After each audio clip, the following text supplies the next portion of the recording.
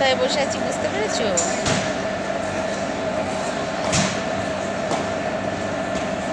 বুঝতে পারো, দাঁড়াও দেখাচ্ছি। এই দেখো, স্টেশনে বসে আছি। কোথায় যাচ্ছি জানতে হলে অবশ্যই সঙ্গে থাকতে হবে।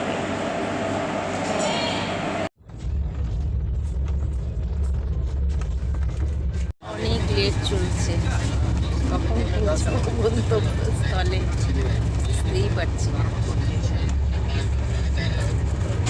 আমার হাজব্যান্ড ফোন দিয়ে তাকিয়ে আছে, খাবার যাচ্ছে কি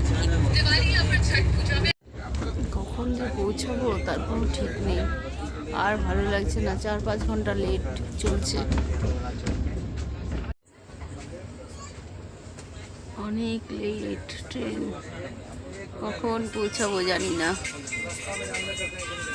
বাজে অভিজ্ঞতা এই এর্নাকুলাম এক্সপ্রেসে। এত ঝাঁকুনি হচ্ছে, মনে হয় যেন সিট থেকে পড়ে যাবো। খুব বাজে, খুব বাজে। তার মধ্যে তো লেট, সে তো আছেই, আর ঝাঁকুনির ঠেলায় প্রাণ বেরিয়ে যাচ্ছে।